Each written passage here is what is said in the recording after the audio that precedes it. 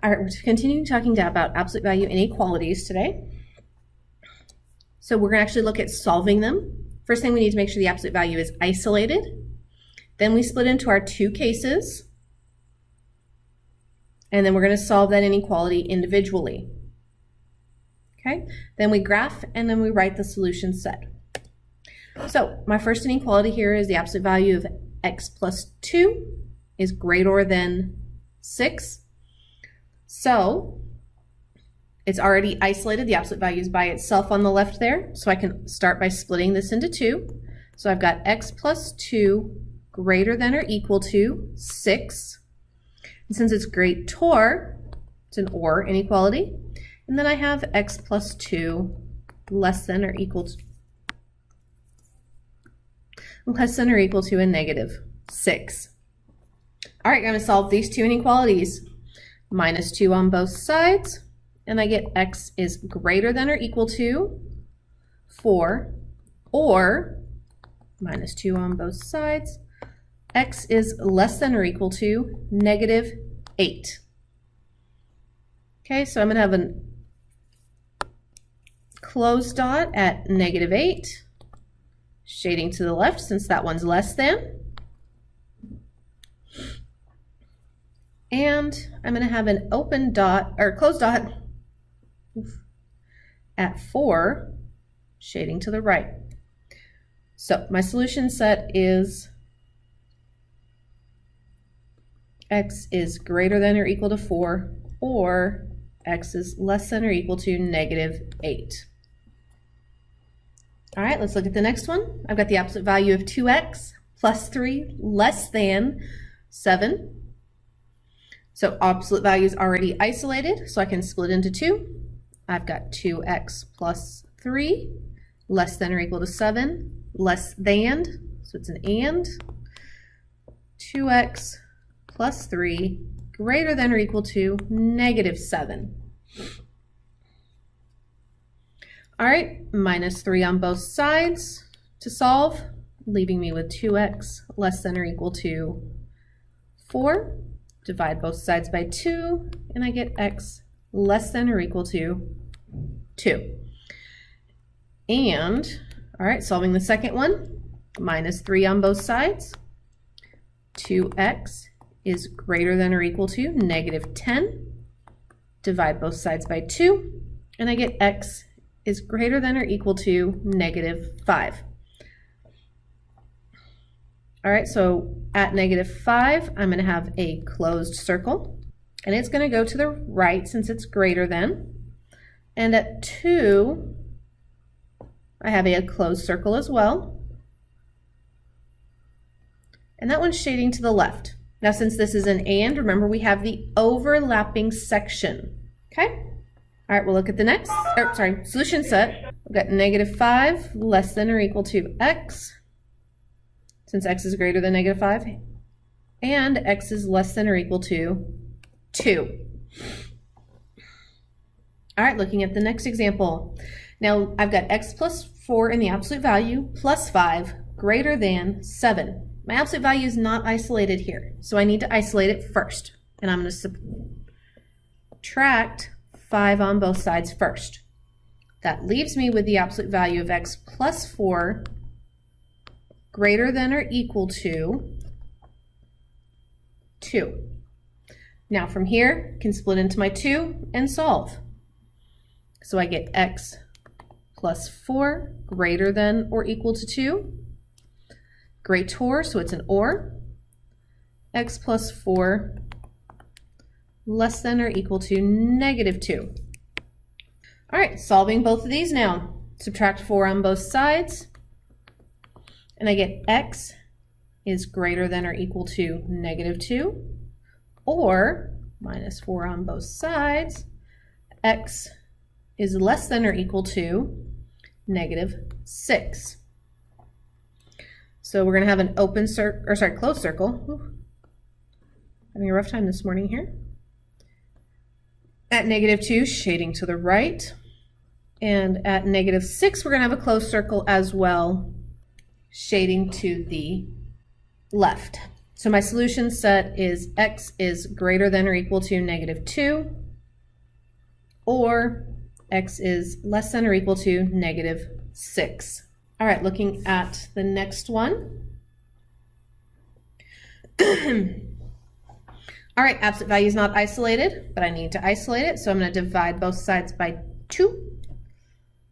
And I get the absolute value of -x plus 8 is less than 7. So now that absolute value is isolated, I split it into 2, getting -x plus 8 less than 7 less than, so it's an and, -x plus 8 greater than -7. So solving these, subtract 8 on both sides, giving me a -x is less than -1. Divide both sides by a -1. And I get x is greater than 1. Okay, doing the same steps on the second one. Subtract 8 on both sides. I get -x is greater than -15. Divide both sides by a -1.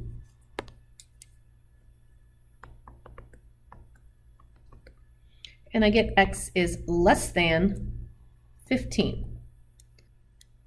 So I have an open circle at 1 and an open circle at 15. X is greater than 1, so we should shade to the right. X is less than 15, so we'd shade to the left.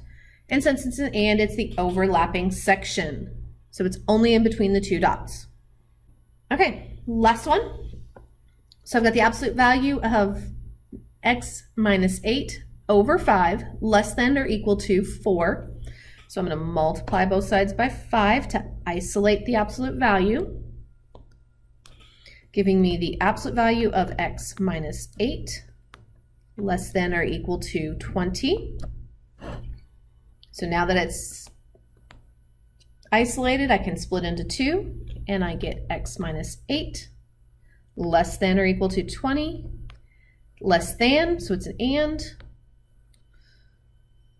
x minus 8 is greater than or equal to a -20. Solving this for x, add 8 on both sides. I get x is less than or equal to 20, 8, and add 8 on both sides. I get x is greater than or equal to a not negative 28, whoops, -12. All right, so I'm going to have a closed circle at -12 and a closed circle at 28. Okay, less than 28, so we're shading to the left from there, greater than -12, and so it's the overlapping sections. And my solution set for this is -12 is less than or equal to x, which is less than or equal to 28. All right, we're going to talk about a couple special cases now. So I've got -3 times the absolute value of x plus 4 greater than 15. So first thing I need to do is I want to look at isolating this. So I'm going to divide both sides by -3. Well, that leaves me with the absolute value of x plus 4 less than -5. Here's where we need to pause, okay? And look at this right here. I've got a negative number there. Now remember, the definition of an absolute value is the distance from 0, and distance can't ever be negative. So whatever I plug into an isolated absolute value is going to come out positive. So absolute values are always positive, and a positive number will never be less than, key thing there guys, is less than, okay, a negative number or 0. So since we can't ever be less than a negative number, this is a no solution. Okay, a positive will never be less than a negative. Just can't be done. All right, let's look at the next special case that we have. Multiply both sides by -4 on this one. I end up with 3x plus 9. I have to flip the sign. But again, I end up with a negative number right here. But notice this time, instead of being less than, I'm greater than. Okay? Is a positive number going to be greater than a negative? Yes. So absolute values are always positive. So a positive number is always going to be greater than a negative number. So this is what we call all real numbers or infinite solutions. Okay? So if you get less than a negative or greater than a negative, you can automatically stop and look at. Okay? You'll know it's either no solution for less than, all real numbers for greater than. All right, that's all I have for this video. See you in the next.